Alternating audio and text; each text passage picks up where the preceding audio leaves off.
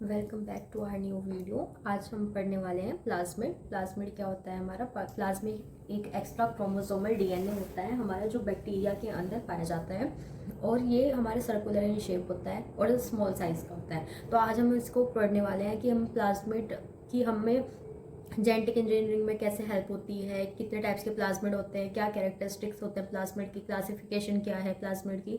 ये सब चीज़ हम इस वीडियो में आज पढ़ेंगे। ठीक है। प्लाज्मिड हमारा जोसेफ लेडरबर्ग ने 1952 में हमारा स्टार्ट किया था, मतलब कि इसने इंट्रोड्यूस किया था प्लाज्मिड। ठीक है।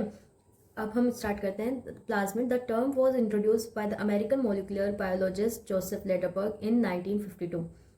It is small in size, double standard DNA molecule होता है। It is circular in shape. It can exist independently of host chromosome and present in many bacteria. ये बहुत सारे बैक्टीरिया में, जैसे कि ई कोलाई, एग्रोबैक्टीरियम, राइजोबियम, इन सब और भी अदर एग्जांपल्स हैं जो कि जिनमें हमारा जो प्लाज्मिड है वो प्रेजेंट होता है। ठीक है। जो प्लाज्मिड होता है वो यीस्ट में भी होता है और फंजाई में भी होता है। अब ये इसकी खुद की एक ओन रेप्लिकेशन साइट होती है और वो अपनी खुद की एक ओरिजिन ऑफ रेप्लिकेशन होता है। ये कॉन्टिन्यूसली रेप्लिकेट होता है और ये ट्रांसफर होता है one cell to another, easily transfer हो जाता है। तो plasmid are also present in some yeast and other fungi.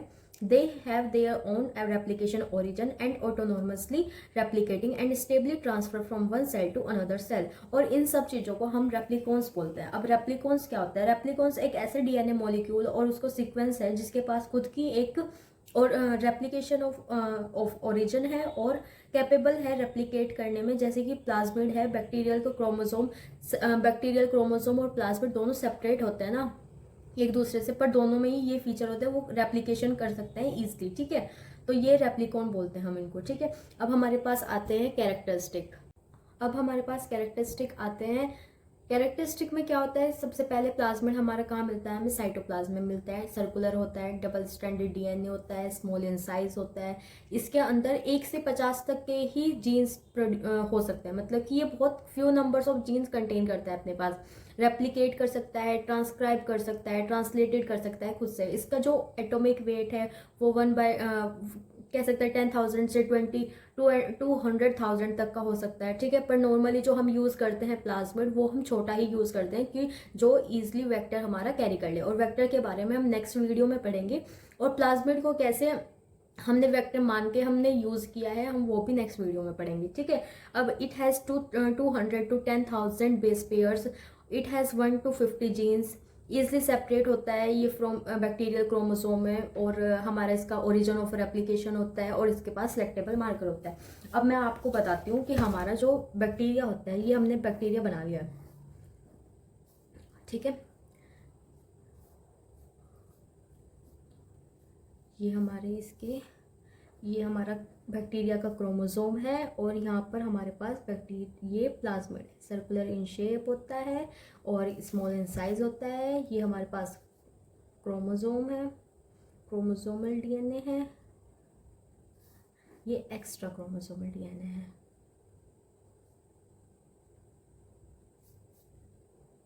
ठीक है। अब हम प्लाज्मिड की बात करें। प्लाज्मिड ऐसे सर्कुलर होता है।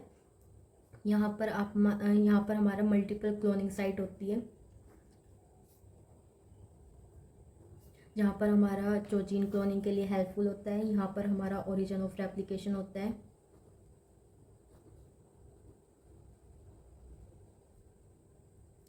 और यहाँ पर हमारा सिलेक्टेबल मार्कर होता है। वो हमारा किसी भी मतलब डिफरेंट प्लाज्मिड के पास हमारे डिफरेंट क्या बोलते हैं हमारे एंटीबायोटिक रेजिस्टेंस होते हैं। ठीक है। ये हमारा सिलेक्टेबल मार्कर है। इसको हमने कह दिया एम्पिसिलिन जीन। ठीक है। ये हमारा पूरा डायग्राम है अपना प्लाज्मिड का। ठीक है। ये ऐसे प्लाज्मिड होता है, मल्टीपल क्लोनिंग साइट, जहाँ पर रेस्ट्रिक्शन एंजाइम आएंगे, बाइंड होगा, कट होने के बाद जो जीन ऑफ इंटरेस्ट है वो लगेगा। ये सब चीज़ यहाँ पर होगी। ओरिजिन ऑफ रेप्लिकेशन यहाँ से शुरू होता है हमारा। ठीक है। और ये सब चीज़ यहाँ पर हमारे लेग जेड वगैरह ये सब प्रोमोटर, रिप्रेसर, ये हमारे ये सब टर्मिनेटर वगैरह सब होते हैं, ठीक है। इसके अंदर ये हमारा बेसिक सा डायग्राम है। अब इसके बाद हम पढ़ते हैं क्लासिफिकेशन ऑफ प्लाज्मिड। हमने 3 टाइप की क्लासिफिकेशन की है, on the basis of their function, on the basis of their ability to transfer, on the basis of yeast cloning vector, ठीक है। अब हम पढ़ते हैं on the basis of their function में डिग्रेडेटिव प्लाज्मिड आता है, एफ प्लाज्मिड आता है, वायरलेंस प्लाज्मिड आता है, और R plasmid and col plasmid.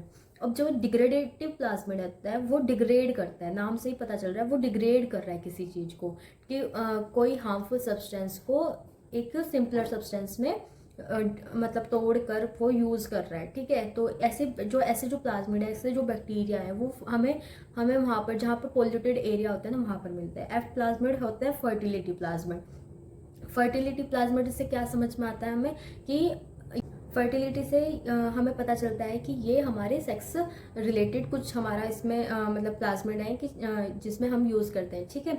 इनका ये फंक्शन है। वायरलेंस प्लाज्मिड क्या होते हैं, जो कि हमारे पैथोजेनिक जो होते हैं ना बैक्टीरिया, उनकी पैथोजेनिसिटी और बढ़ा देते हैं, ठीक है। आर प्लाज्मिड होते हैं रेप्लिकेशन प्लाज्मिड होते हैं कि कितने रेप्लिकेट कर सकते हैं। कोल प्लाज्मिड होता है कोलेसिन प्रोड्यूस करते हैं, ठीक है।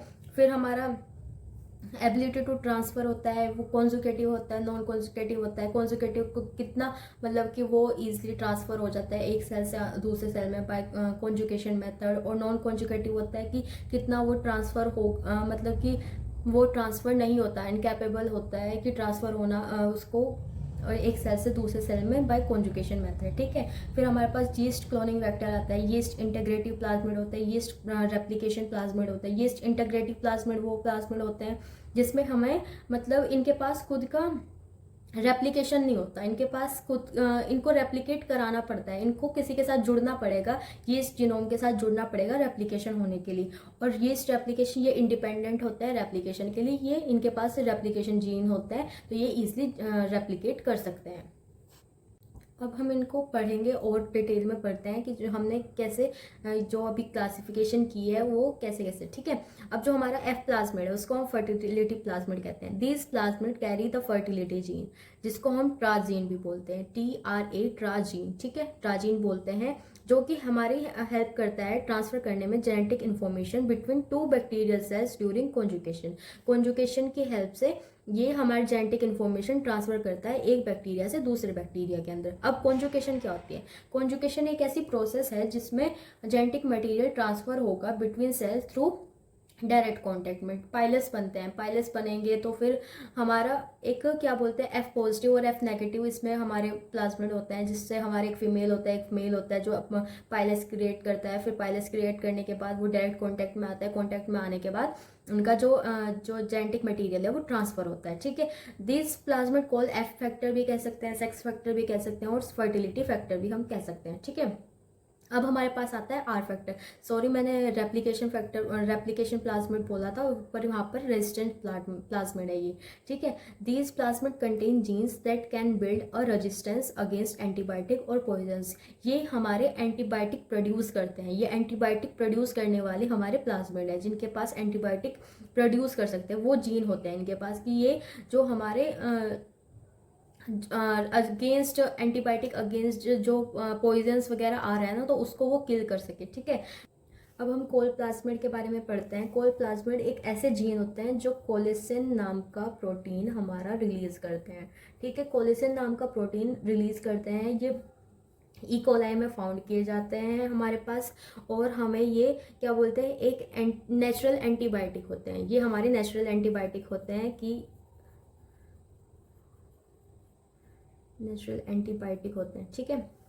कोलेसिन plasmid contain genes that encode the toxic polypeptide called bacteriocins having antibacterial activity which are produced by bacteria।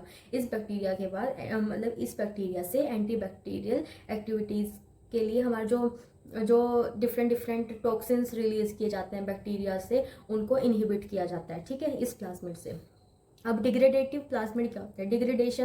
Degradative से पता चलता है डिग्रेडेशन, किसी चीज़ का मतलब कि किसी चीज़ को काटना, ये उसका कम करना उसको, ठीक है। अब इसमें हार्मफुल से हम एक हार्मफुल प्रोडक्ट से एक सिंपलर प्रोडक्ट में कन्वर्ट करते हैं। ये हमारे ऐसे जो हमारे प्लाज्मिड होते हैं, ऐसे जो हमारे पास बैक्टीरिया होते हैं, वो हमें मिलते हैं एक हार्श इन्वायरमेंट में, क्योंकि इन लोग को आदत होती है सर्वाइव करने की एक हार्श इन्वायरमेंट में, ठीक है। इसलिए these are the plasmid which enable the digestion of unusual substance as like salicylic acid, ठीक है।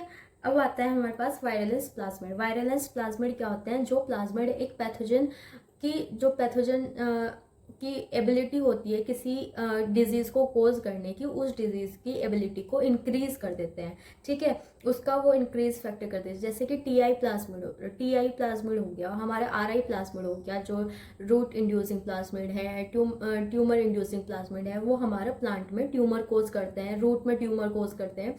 तो ऐसे ही वो बैक्टीरिया हमारे वायरलेस प्लाज्मिड में आते हैं।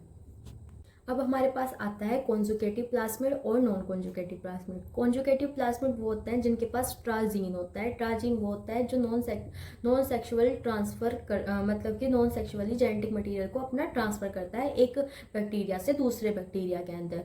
Plasmid contain tra gene, gene necessary for non sexual transfer of genetic material, ठीक है।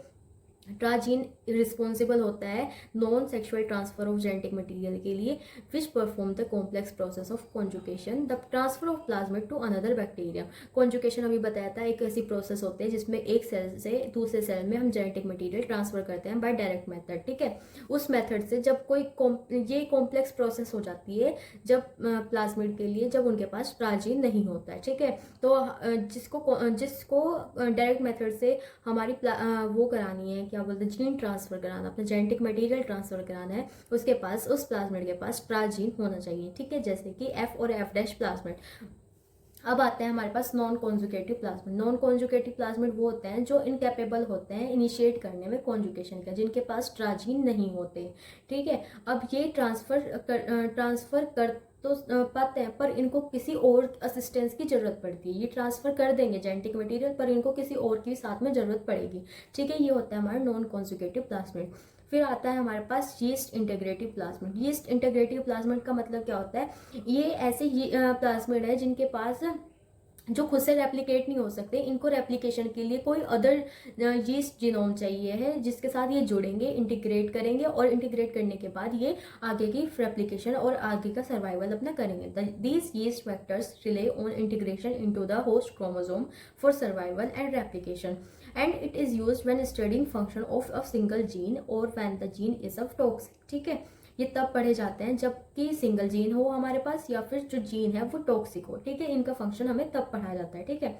अब यीस्ट रेप्लिकेटिंग प्लाज्मिड क्या होते हैं? अब इनके ये यीस्ट रेप्लिकेटिंग प्लाज्मिड वो प्लाज्मिड होते हैं जो रेप्लिकेशन इंडिपेंडेंटली कर सकते हैं, ठीक है। इंडिपेंडेंटली प्लाज्मिड अपना रेप्लिकेशन कर सकते हैं, ठीक है। अब the plasmid which transport a sequence of a chromosomal DNA that includes an origin of replication. इनके पास ओरिजिन ऑफ रेप्लिकेशन भी होता है और इनके पास अपना ओरिजिन ऑफ रेप्लिकेशन भी नहीं होता। अब आता है copy number of plasmid. Copy number क्या होता है कि एक एवरेज और एक्सपेक्टेड नंबर होता है प्लाज्मिड की कॉपीज का, जो कि एक होस्ट सेल के अंदर जाने के बाद बनेगी, ठीक है, कि उसको हम बोलते हैं कॉपी नंबर। ये डिपेंड करता है 3 फैक्टर पे। ओरिजिन ऑफ रेप्लिकेशन पे हमारा डिपेंड करेगा, प्लाज्मिड का साइज क्या है उस पर डिपेंड करेगा, और जो कल्चर है कंडीशन का, कल्चर कंडीशन पे मतलब कि डिपेंड करेगा कि हमारा जो कल्चर है वो कैसा है, हमारा कल्चर किस तरीके का है, उसके ऊपर हमारा copy number of plasmid depend करता है। ये था हमारा आज का टॉपिक प्लाज्मिड, और नेक्स्ट टॉपिक हम पढ़ेंगे प्लाज्मिड एज अ वेक्टर, और वेक्टर के बारे में पढ़ेंगे, और फिर उसके बाद हम फर्दर डिस्कस करेंगे कि हम इसके अंदर क्या क्या कौन कौन से प्लाज्मिड पढ़ने वाले हैं, ठीक है। जब तक के लिए लाइक, शेयर एंड सब्सक्राइब करें, और टेक केयर।